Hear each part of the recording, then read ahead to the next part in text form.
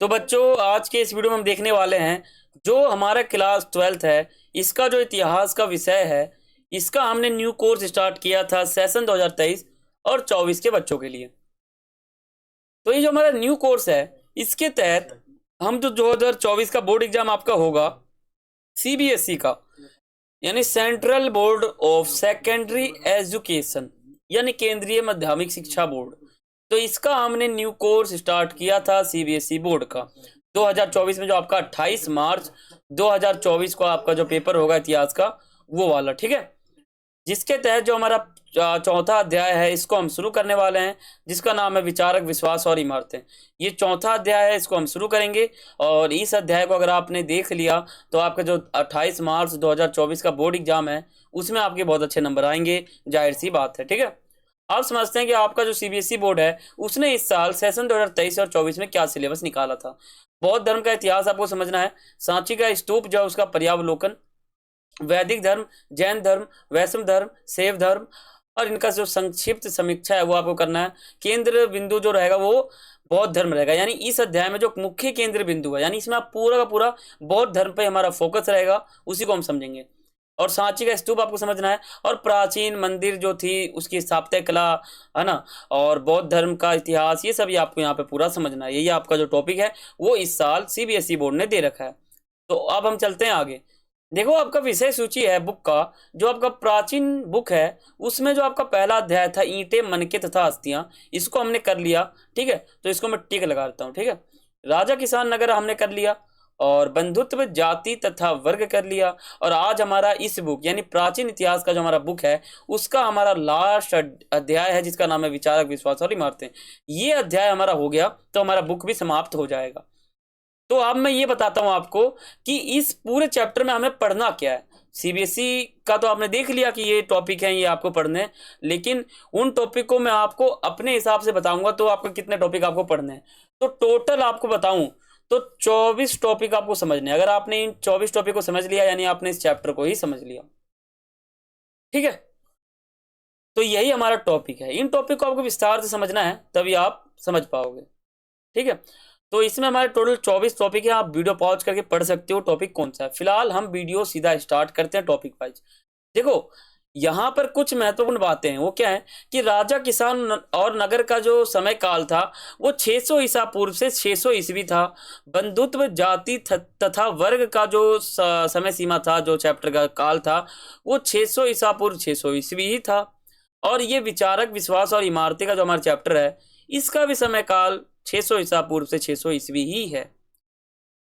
तो जब हम भारत में इसी समय के काल का अध्ययन कर रहे हैं, यानी इसी काल के काल में हुए बातों का अध्ययन कर रहे हैं, तो कुछ बदलाव नहीं है। देखो, राजा, किसान और नगर में हमने इस काल का अध्ययन तो किया था, लेकिन उसमें हमने आर्थिक और राजनीतिक इतिहास को जाना था।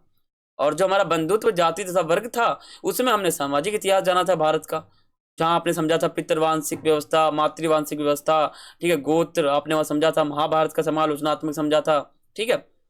तो यहाँ पे हमने ये समझ लिया सामाजिक। और जो हमारा चौथा अध्याय है ना, तो इसका भी समय काल तो 600 ईसा पूर्व से 600 ईस्वी ही है, लेकिन इसका जो इसमें हमें पढ़ना है वो धार्मिक इतिहास समझना है। यानी भारत में अभी तक कौन कौन से धर्म चलते हुए आ रहे हैं। आज आप देखोगे तो भारत जो है एक विविधताओं से भरा हुआ देश है। यहाँ पे वैरायटी बहुत है, यहाँ अनेकों धर्म के लोग हैं, अनेक जाति के लोग हैं, अनेक जो कैटेगरी के लोग हैं, यानी अलग अलग लोग हैं, अलग अलग प्रकार हैं, अलग अलग रीति रिवाज है, सब अलग अलग है। यानी आप कह सकते हो भारत देश एक विविधताओं से भरा हुआ देश है। तो प्राचीन काल में क्या भारत देश में कोई धर्म था, और था तो कैसे आया, क्या हुआ, वो समझते हैं। देखो, चैप्टर का नाम है विचारक, विश्वास और इमारतें। इनमें हम विचारक के बारे में समझेंगे, विश्वास के बारे में समझेंगे, और इमारतें यानी हम सांची का स्तूप समझेंगे, अमरावती का स्तूप समझेंगे, और इनके बीच क्या था वो सभी आपको पूरा कंडीशन जो है बताऊंगा, हालात बताऊंगा, ठीक है। धार्मिक इतिहास, धार्मिक इतिहास में हम इसमें मेनली यानी इस पूरे अध्याय में हम 3 धर्म को समझेंगे।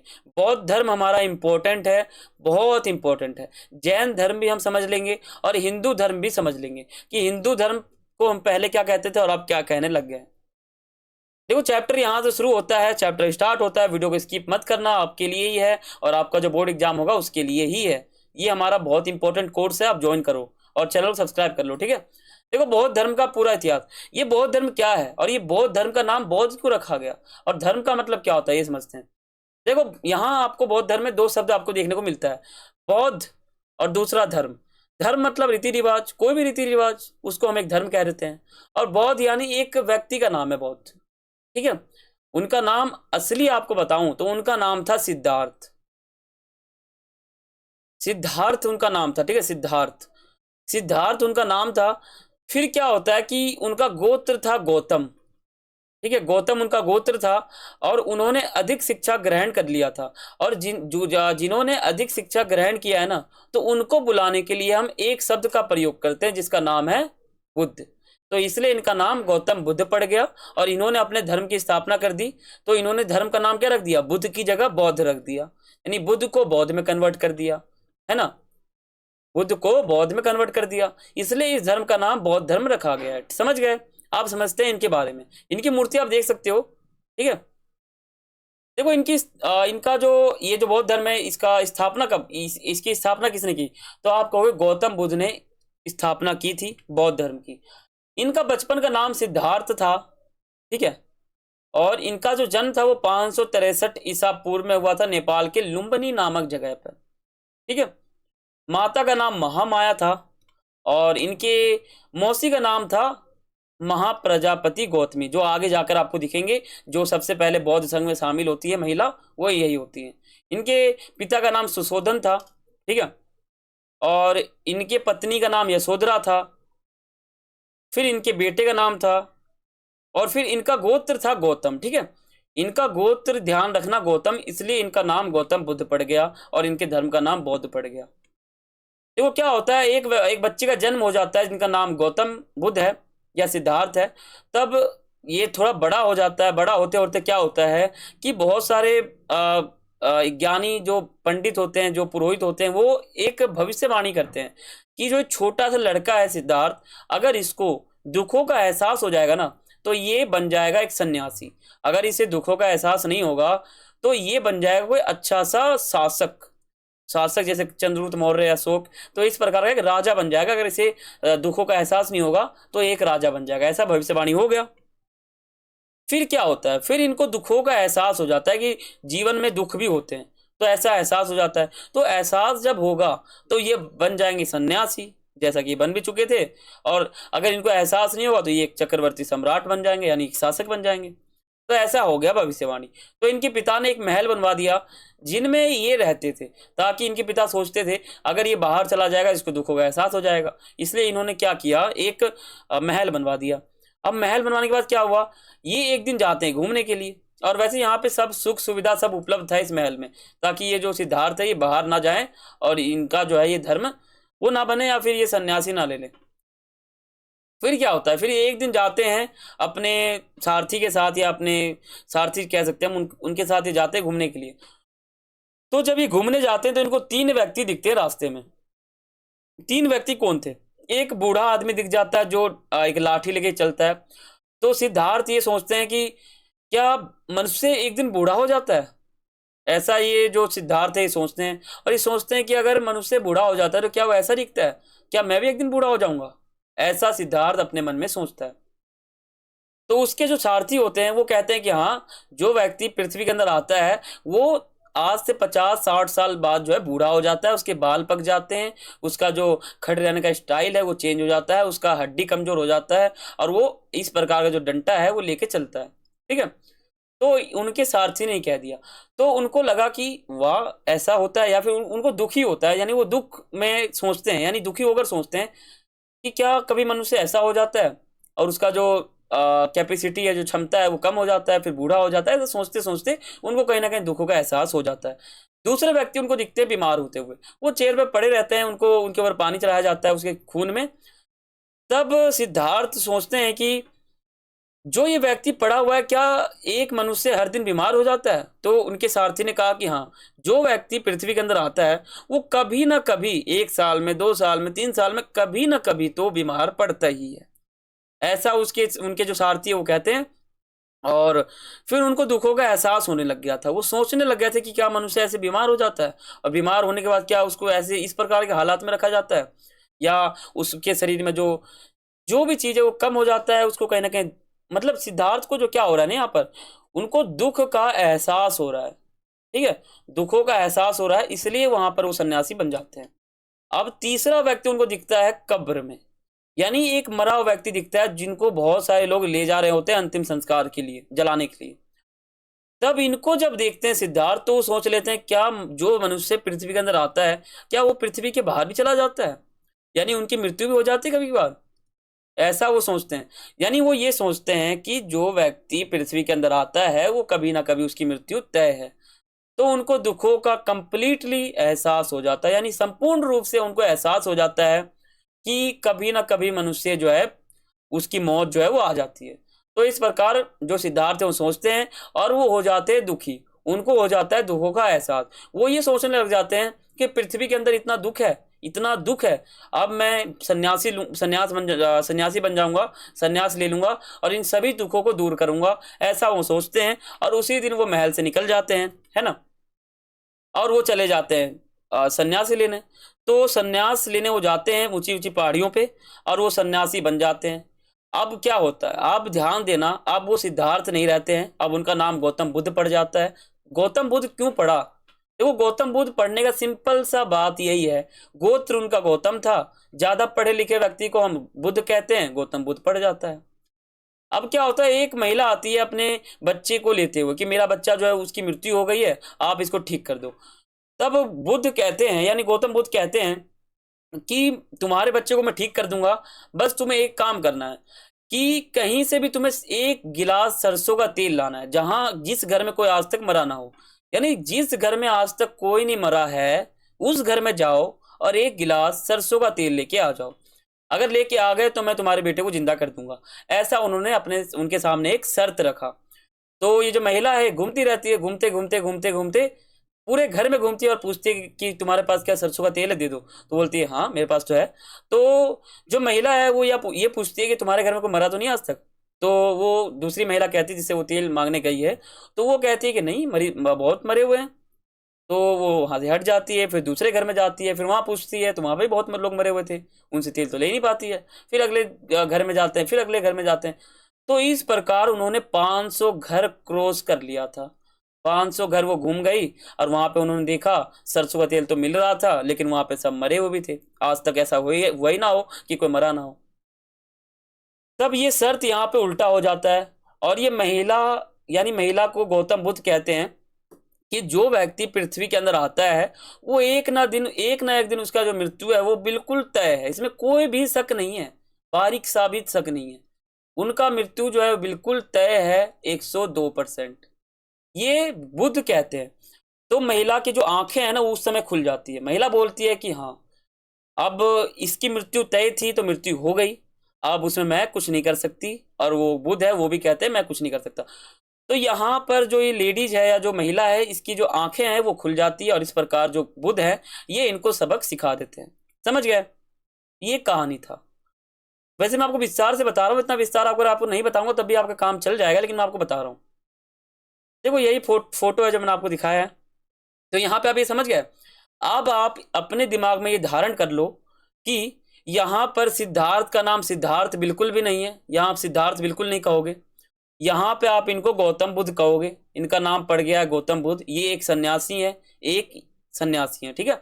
अब इन्होंने कई व्यक्तियों को शिक्षा दी थी, यानी बुद्ध की क्या शिक्षा थी, इन्होंने क्या क्या शिक्षा दिया लोगों को, इन्होंने लोगों को क्या क्या कहा, कैसे कैसे कहा।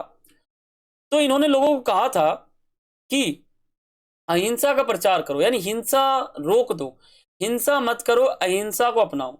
दूसरा इन्होंने कहा था यज्ञ का विरोध करो, जो भी पूजा पाठ हो रहा है इस देश में, जो भी लोग पूजा करवा रहे हैं, ये करवा रहे हैं, वो करवा रहे हैं, सब बंद कर दो, पूजा वूजा कुछ नहीं होता। जातिगत जो भेदभाव है उसका विरोध करो, यानी दो धर्म के लोग सोचते हैं कि ये तेरा है ये मेरा है, तू उस धर्म से है मैं इस धर्म से हूँ, तू मेरे घर में मत आ मैं तेरे घर में नहीं जाऊंगा। इस प्रकार जो कुरीतियां हैं ये खत्म कर दो, इस प्रकार की शिक्षा इन्होंने कहा। आपसी भाईचारे को बढ़ावा देना, इन्होंने ये कहा था। मध्यम मार्ग को अपनाना, यानी ना ही हमें इतना हाई पहुंच जाना है कि हम सूट वूट लेके जाते हैं, और ना ही हमें इतना नीचे गिरना है कि हम जो है एक फटी हुई तौलिया पहन के जाते हैं, यानी हमें नॉर्मल रहना है, मध्य मार्ग को अपनाना है। ना ही हमें सूट वूट पहन के एकदम अच्छे से जाना है और ना ही हमें फटे हुए कपड़े पहनना है। तो हमें बीच के रास्ते को यानी मध्यम मार्ग को अपनाना है, भले वो खाने में हो, ठीक है, कहीं घूमने में हो या कुछ भी करने में हो, ठीक है। अब देखो यहाँ पर एक टॉपिक इनका बहुत इंपॉर्टेंट है, वो है बौद्ध संघ। कुछ वर्षों बाद इन्होंने क्या किया था, अपना एक संघ बना लिया था। इन्होंने ये सोचा था कि मेरे से शिक्षा ग्रहण करने के लिए 500 के करीब लोग आते हैं, तो क्यों ना मैं एक संघ बना लूं और इस संघ में सभी लोग को शामिल कर दूं और फिर जाके क्या करूं, इन लोग को शिक्षा दूं, अपने शिक्षा का प्रचार करूं। और इन्होंने क्या किया कि इन्होंने एक संघ बना लिया, उसका नाम रख दिया बौद्ध संघ। बौद्ध संघ क्यों रखा? अरे बौद्ध का मतलब यहाँ पे इनका ही नाम है, गौतम बुद्ध इनका नाम है, ठीक है, इसलिए बौद्ध संघ रखा गया। और इन्होंने धर्म, आगे धर्म की स्थापना भी इन्होंने की थी, वो मैं आपको आगे बताऊंगा। देखो इसमें सादा जीवन जीना होता था, यानी जो इनका संघ था ना, जो भी इनके लोग थे वो बिल्कुल सादा जीवन जीते थे, क्योंकि यह सभी लोग जो है ना दान पर निर्भर रहते थे, जिसे हम भिक्खु कहते हैं। यानी ये लोग क्या करते थे, घर घर घूमते थे, दान लेते थे और अपना पालन पोषण करते थे। शुरू में बौद्ध बौद्ध संघ में जो महिला, देखो शुरू में क्या था कि इसमें सिर्फ और सिर्फ पुरुष शामिल हो सकते थे इस संघ में। लेकिन बाद में क्या किया, गौतम बुद्ध के एक मित्र थे आनंद, तो आनंद ने उन्हें समझाया कि महिलाओं को भी इस संघ में शामिल करो और उनका जो मस्तिष्क है, उनके मस्तिष्क का जो है विकास करो। तो पहले जो महिला शामिल हुई थी ना इनके संघ में, वो इनकी मौसी थी। ध्यान रखना, पेपर में 1 नंबर में आ जाता है, 1 नंबर में बहुत बार आता है, रिपीट होता है एमसीक्यू में। तो बौद्ध संघ में जो सबसे पहले पहले महिला शामिल हुई थी, वो इनकी मौसी थी, महाप्रजापति गौतमी, ठीक है। बौद्ध संघ में अनेक वर्ग शामिल थे, जमींदार भी थे, बड़े बड़े राजा थे, यानी अशोक भी थे इसमें, अशोक ने यहाँ पे दान भी बहुत सारे दिए हैं। किसान भी शामिल थे और निम्न वर्ग यानी छोटे मोटे चांडाल शूद्र, ये सब भी यहाँ शामिल होते थे। कोई भेदभाव नहीं था कि तू अच्छे जाति से है, मैं अच्छे जाति से हूँ तो मैं इसमें शामिल हो सकता हूँ, ऐसा कुछ नहीं था। बौद्ध संघ के विस्तार का कारण क्या था? आपको पता है बौद्ध धर्म अभी भी देश के अंदर है। तो जब बौद्ध धर्म अभी तक चल रहा है, 2024 तक चल रहा है बौद्ध धर्म, तो इन्होंने ऐसी क्या शिक्षा दे दी? कौन सा कारण था जो बौद्ध धर्म अभी तक चल रहा है? तो इनकी शिक्षा बहुत ही सरल थी, हाई फाई नहीं था कुछ भी, एकदम सिंपल सा था। समानता का व्यवहार था इसमें, बिल्कुल समान, और कम खर्चीला था ये हमारा, ठीक है। यहाँ मैं संघ की बात कर रहा हूँ। और राजाओं भी इसमें सहायता दे चुके हैं, यानी कुषाण वंश के एक हमारे बहुत प्रसिद्ध शासक हैं, शासक कनिष्क, तो इन्होंने यहाँ पे सहायता दिया था। मौर्य वंश के प्रसिद्ध एक शासक है जिनका नाम अशोक है, आप जानते भी होंगे, तो उन्होंने यहाँ पर योगदान दिया था, बहुत दान दिया था, ठीक है। तो ये हमारा यहाँ पे था बौद्ध संघ। तो यहाँ पे आप ये समझ गया बौद्ध धर्म का संस्थापक कौन है? गौतम बुद्ध, बिल्कुल समझ गए। अब हम बात करते हैं स्तूप का क्या अर्थ होता है। देखो स्तूप का अर्थ हो जाता है कोई भी मिट्टी का टीला, यानी कोई भी ऐसा मिट्टी का टीला जो अंडे के टाइप का हो, अंडा होता है ना गोल, उस प्रकार का उसका छत हो, उसको हम स्तूप कहते हैं। और सांची के स्तूप के नीचे गौतम बुद्ध की अस्थियां भी दफनाई गई थी। क्या होता है, गौतम बुद्ध जो है उनकी मृत्यु हो जाती है, अब उनको पूरे पृथ्वी के लोग याद रखें जीवन में, तो उन्होंने एक स्तूप बनवा दिया, उनको उनको उनकी जो लाश है वो नीचे दफना दी और उनके ऊपर एक स्तूप बना दिया। और अगर आप इस स्तूप को देखना चाहते हो तो आप भोपाल में देख सकते हो, अभी भी वर्तमान समय में भोपाल में स्थित है, आपको ये दिख जाएगा, ठीक है। और कुछ रुपए भी हैं उसमें, आपको ये फोटो भी दिखेगा सांची का स्तूप का, ठीक है। तो आप ये वहां पर जाके इसको प्रत्यक्ष रूप से आप इस स्तूप को देख सकते हो भोपाल में, ठीक है, अभी भी वहां पर स्थित है। तो यहाँ पे आप ये समझ गए। तो सांची का स्तूप इसलिए बनाया गया था कि जो गौतम बुद्ध है उनके अस्थियां जो है वहां पर सही सलामत रहे और आने वाली जो पीढ़ी है वो उनको याद रखे, जैसा कि अभी तक लोग याद करते हैं, ठीक है। स्तूप क्यों बनाए जाते थे? एक क्वेश्चन यही है कि स्तूप बनाए क्यों जाते थे। देखो स्तूप बनाने का मेन मकसद हमारा यही था कि गौतम बुद्ध की जो अस्थियां हैं उसको सुरक्षित रखेंगे, तभी तो हम स्तूप बना रहे हैं, वरना ऐसे कहीं भी कर देंगे तो उल्टा पुल्टा हो जाता है ना। अभी स्तूप में क्या क्या हमें पता है, अंदाजा है कि यहीं पे अस्थियां हैं अभी भी, तो एक अंदाजा रहता है। बौद्ध धर्म के प्रचार के लिए, अगर बौद्ध धर्म का हमें प्रचार आगे तक करना है, सन 3000 तक हमें ये बौद्ध धर्म को प्रचार करते रहना, तो हमें सांची का स्तूप बनाना पड़ेगा। और सांची इसका नाम क्यों रखा गया है वो भी एक प्रश्न मैं आपको आगे बताऊंगा। देखो अशोकावदान नामक ग्रंथ से पता चलता है कि मौर्य साम्राज्य के प्रसिद्ध शासक अशोक, जिन्होंने 47 वर्षों तक शासन किया था, उन्होंने क्या किया था, गौतम बुद्ध के बहुत सारे अवशेष यहाँ पर दफनाए थे और इन्होंने ये आदेश दे दिया था कि यहाँ पर एक स्तूप बना दो, यानी मिट्टी का टीला बना दो जिसके नीचे वो रहे। स्तूप कैसे बनाए जाते थे?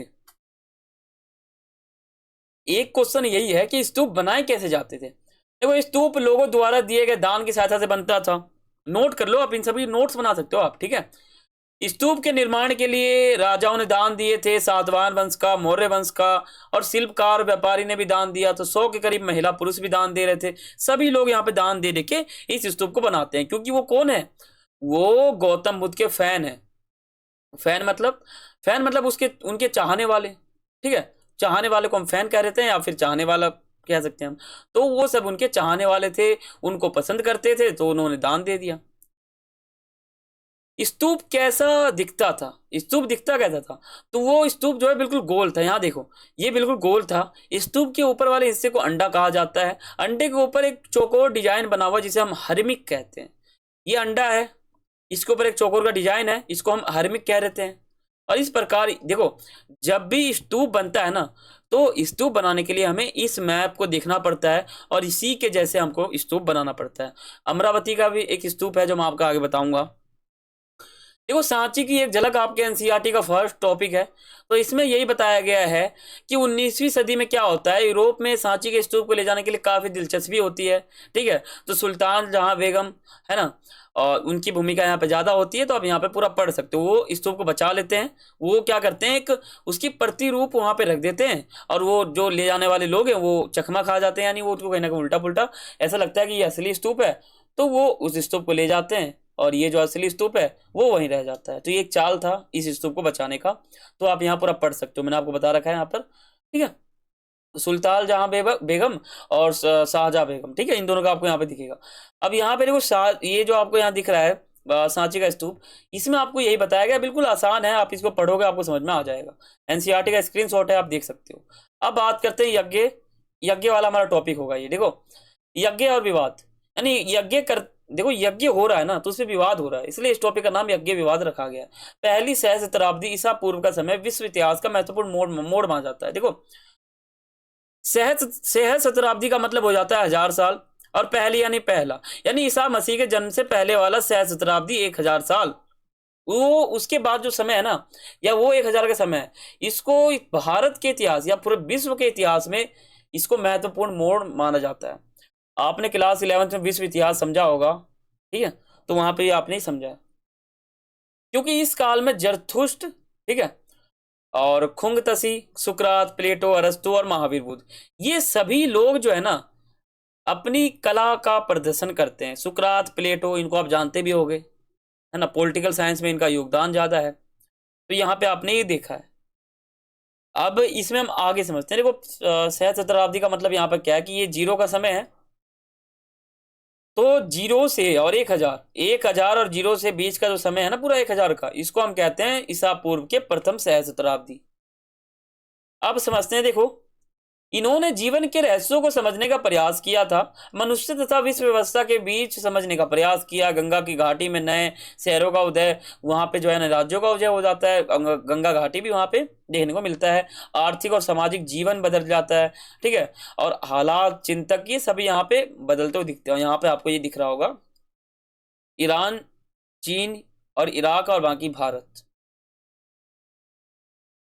तो यहाँ पे एक टॉपिक है यज्ञों की परंपरा। यज्ञ करवाने की क्या क्या परंपरा थी। देखो प्राचीन युग से ही कई माध्यम, धार्मिक माध्यम थे, विश्वास, चिंतन, व्यवहार की धाराएं चली आ रही थी। फिर क्या होता है, फिर पूर्व वैदिक परंपरा की जानकारी हमें ऋग्वेद से मिल जाती है। यानी वैदिक जो हमारी सभ्यता थी उसमें ऋग्वेद, वैदिक जो काल है उसकी बात मैं यहाँ कर रहा हूँ। ऋग्वेद में अग्नि, सोम, इंद्र आदि देवताओं की संतुति दिखाई देती है, ठीक है। इस समय ये पूरा यज्ञ करवाने का परंपरा था, आप कह सकते हो। एनसीईआरटी का टॉपिक है। अब बात करते हैं लोग यज्ञ क्यों करवाते हैं। आज ही आप देख लोगे तो यज्ञ हो रहा है तो लोग यज्ञ क्यों करवाते हैं। यज्ञ करवाने का मकसद क्या था। मान लो अगर आप अभी यज्ञ करवा रहे हो, पूजा पाठ करा रहे हो, तो क्यों करवा रहे हो। या तो आपने नया घर बनाया तो गृह प्रवेश के लिए आप करवा रहे हो, या शादी के लिए करवा रहे हो, ठीक है, या फिर और भी कोई हालात है उसके लिए आप पूजा करवा रहे हो। तो जाहिर सी बात है पहले लोग यज्ञ क्यों करवाते होंगे। मवेशी के लिए, पुत्र के लिए, लंबी उम्र के लिए और अच्छी स्वास्थ्य के लिए। ये सभी कारण हैं जिनके लिए यज्ञ होता था। अब जो हमारा अगला टॉपिक है वो है कुछ नए प्रश्न। कुछ नए प्रश्न है वो मैं आपको बताता हूँ। जीवन का क्या अर्थ है? जीवन का क्या अर्थ होता है? जो जीवन हमारा चल रहा है 100 वर्ष का, तो ये जीवन का अर्थ क्या होता है? क्या मृत्यु के बाद जीवन की संभावना है? ये कुछ नए प्रश्न उठे थे उस समय। तो जब व्यक्ति की मृत्यु हो जाती है तो क्या उस समय नए जीवन की संभावना है?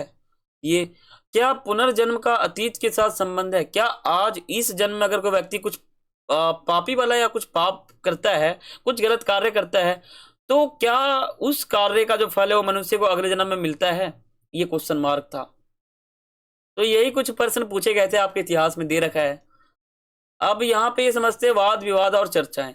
वाद विवाद और चर्चाएं का मतलब क्या? समकालीन बौद्ध ग्रंथों में हमें 64 संप्रदायों या फिर चिंतन जो परंपरा है उनका उल्लेख हमें यहाँ पर मिलता है। शिक्षक एक जगह से दूसरे जगह घूम घूम कर अपने जो शिक्षण है उसका विस्तार करा करते थे। ये चर्चाएं कुटागारशाला में होता था, जिसका अर्थ क्या होता है? नुकीली छत वाली झोपड़ी, इसको हम ये कहते हैं, ठीक है।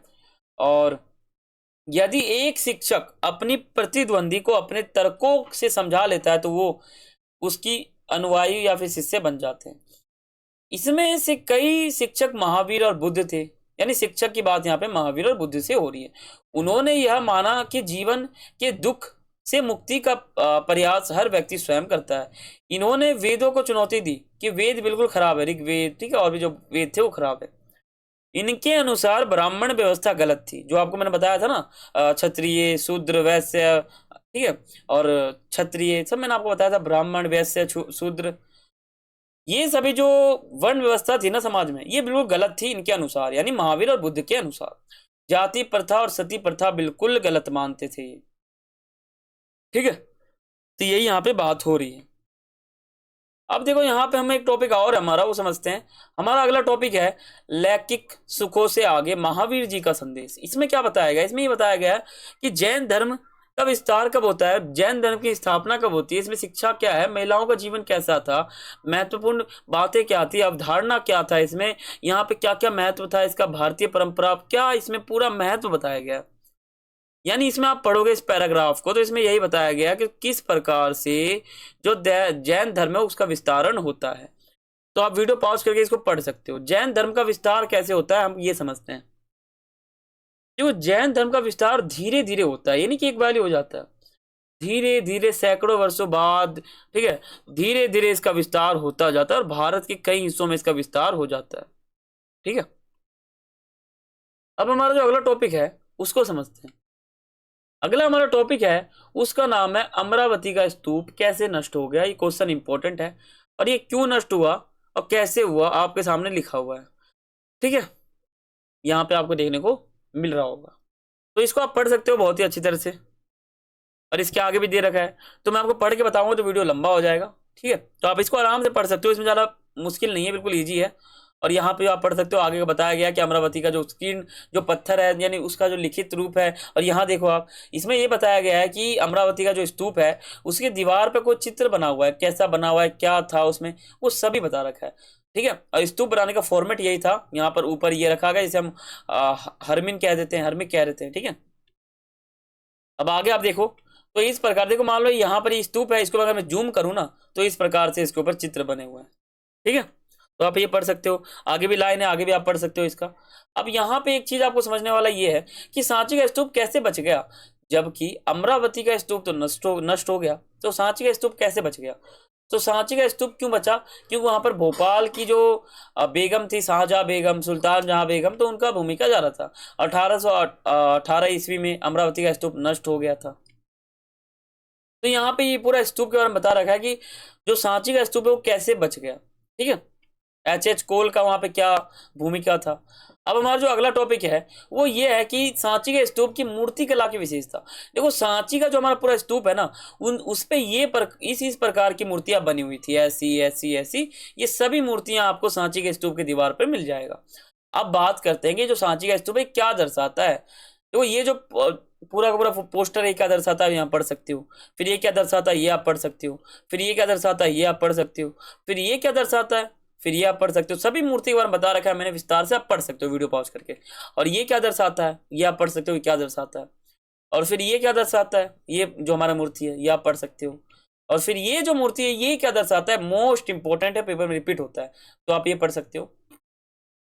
अब बात करते हैं बौद्ध धर्म का विभाजन। आगे जाके बौद्ध धर्म दो भागों में टूट जाता है, महायान परंपरा और हीनयान परंपरा। देखो, महायान परंपरा जो है ना, बौद्ध धर्म का एक नया रूल था, और हीनयान वही पुराना रूल था। महायान में जो है इसमें बौद्ध धर्म की ये नई परंपरा है, और हीनयान जो है पुरानी परंपरा है। इस परंपरा यानी महायान परंपरा के तहत भगवान यानी गौतम बुद्ध को भगवान मानते हैं, लेकिन पुराना जो हमारा रूल है ना, हीनयान परंपरा, उसमें हम इनको इंसान मानते हैं। जाहिर सी बात है, इंसान ही तो थे। नई परंपरा के अनुसार गौतम बुद्ध की पूजा मूर्ति के रूप में होती है। अभी तो मूर्ति के रूप में होती है, लेकिन पहले इनके आदर्शों यानी इनके विचार को ही समझते थे। तो यहाँ पर हिंदू धर्म शुरू हो जाता है। हिंदू धर्म, देखो, पौराणिक हिंदू धर्म का उदय, देखो 6ठी शताब्दी ईसा पूर्व के आसपास हिंदू धर्म का उदय हो जाता है, दो विचारधारा के साथ हो जाता है, और इसमें कई देवी देवता हैं, ये हैं, फिर ये हैं, ये सभी ये हिंदू धर्म के हैं। अब बात करते हैं दो विचारधारा। देखो, एक है वैष्णववाद, एक है शैववाद। वैष्णववाद यहाँ विष्णु जी की बात होती है और यहाँ शिव जी की बात होती है। तो यहाँ पर बात जो है वो दो दो प्रकार से होता है, आप यहाँ पे देख सकते हो। अब आगे क्या है, आगे है शिव जी की आराधना के दो रूप, यानी आप जो है उनकी आराधना या उनकी पूजा जो है दो रूप से कर सकते हो, लिंग के रूप में और मूर्ति के रूप में। लिंग और मूर्ति, जैसे कि लोग करते भी हैं। अब अगला देखो, यहाँ पे एक बता रखा है कि महपालपुर में एक हमारा शिव मंदिर है, वहां पे आप इनकी मूर्ति देख सकते हो, और बाकी एक मंदिर आपको यहाँ पे भी बता रखा है मैंने, ठीक है। तो मंदिर तो बन गए, इनकी स्थापना हो गई, आराधना शुरू हो गई, तो उसके बाद क्या हुआ, उसके बाद क्या माहौल था। देखो, आरंभिक 6ठी शताब्दी ईसा पूर्व में हिंदू धर्म में जो है मंदिरों की विशेषता समझना है। देखो, आरंभिक 6ठी शताब्दी ईसा पूर्व, यानी 6ठी शताब्दी का मतलब है 600 साल, यानी ईसा मसीह के जन्म से 600 साल का जो पहले का समय है वो। अब समझते हैं आगे का। देखो, आरंभिक 6ठी शताब्दी ईसा पूर्व में हिंदू धर्म की मंदिरों की विशेषता, यहाँ पे आप ये देखो, पहले इस प्रकार के मंदिर बना करते थे, लेकिन अब क्या हो गया, अब चौकोर मंदिर बनते हैं। चौकोर कैसे, आपको आगे बताऊंगा। देखो, लेकिन अब जो मंदिर बनता है वो चौकोर बनता है, पूरा ढांचा होता है, ठीक है, जिसे हम शिखर कह देते हैं। मंदिर जो है उसमें चित्र बनता है, चित्र कराए जाते हैं, आगे पीछे जल की उपलब्धता की जाती है, और उसका जो है बहुत प्रकार से उसको सजाया जाता है। अभी तो ऐसा बनता है, देखो अभी इस प्रकार से बनता है, पहले क्या है ना, ये सीधा दिख रहा है आपको, लेकिन अभी क्या है, गोल बनता है, बिल्कुल ऐसे चौकोर, ऐसे करके ऐसे, यानी ये सजाने के लिए होता है, और ऊपर एक मुकुट सा होता है जिसे हम हर्म कह देते हैं, या फिर अब उसको सजाने के लिए कुछ भी आप कह सकते हो, ठीक है। इस प्रकार से आजकल के मंदिर बना करते हैं, पहले वैसे बनते थे, ठीक है। अब हम आगे समझते हैं एक मंदिर कैलाशनाथ। इस मंदिर को जिसने बनाया था वो भगवान को क्या कहता है, वो भगवान को क्या कहता है वो समझते हैं। कैलाशनाथ का मंदिर शिव, ठीक है, ये शिव जी की मंदिर थी, तो यहाँ पे इन्होंने बनाया था। तो क्या इन्होंने कहा था, इनकी स्थापना 8वीं शताब्दी में होता है। ये मंदिर जो है पहाड़ काट के बनाया गया था, और जिस व्यक्ति ने इसको बनाया था ना, वो ये बोलता है कि हे भगवान, ये मैंने कैसे बना दिया। इस प्रकार से लोग कहते हैं, जिसने बनाया है ना, जिसने बनाया है उसने ये कहा है। अनजाने को समझने की कोशिश, हमारा लास्ट टॉपिक है एनसीईआरटी का, वो क्या है, इसमें भारतीय मूर्ति कला की बात की गई है। 19वीं शताब्दी में यूरोप के विद्वान आते हैं, तब उन्होंने क्या क्या बताया था, उन्होंने यहाँ वो हमें ये समझना है। उन्होंने हिंदू धर्म की ये सभी मूर्तियां देखी, फिर उन्होंने क्या कहा, उनको समझना है। देखो, उन्होंने मूर्ति को देखा, फिर उनको समझ नहीं आया मूर्ति कैसा है, उन्होंने फिर धीरे धीरे क्या होता है, उनको मूर्ति की महत्व, अहमियत समझ में आती है, और वो कहीं ना कहीं इस मूर्ति की तारीफ करते हैं, ठीक है। तो इस प्रकार जो हमारा ये चैप्टर है ये हमारा पूरा समाप्त हो जाता है, ठीक है। तो बच्चों, आशा करता हूँ आपको चैप्टर बिल्कुल समझ में आया होगा। हमारा चैप्टर समाप्त हो चुका है, और ये हमारा आज का वीडियो था, और मैंने आपको बोर्ड एग्जाम के लिए तैयारी करवा ही दिया है, ठीक है। चौथा हमारा चैप्टर हो गया है। तो अब हम क्या करेंगे, अब हम अगला चैप्टर पढ़ेंगे जिसका नाम है यात्रियों के नजरिए, ठीक है। इस चैप्टर को समझेंगे, बहुत ही आसान चैप्टर है, और मैं आपको पूरा न्यू कोर्स करवा दूंगा सेशन 2023 और 24 के लिए, और 2024 के सीबीएसई बोर्ड का हम जो एग्जाम है उसकी तैयारी कर रहे हैं, ठीक है। तो चैनल को सब्सक्राइब कर लेना बच्चों, और बेल आइकन पे क्लिक कर देना, वीडियो को लाइक कर देना, और वीडियो को शेयर करना। तो फिर मिलते हैं अगले वीडियो में, तब तक के लिए सभी को थैंक्स फॉर वॉचिंग। जय हिंद, जय भारत।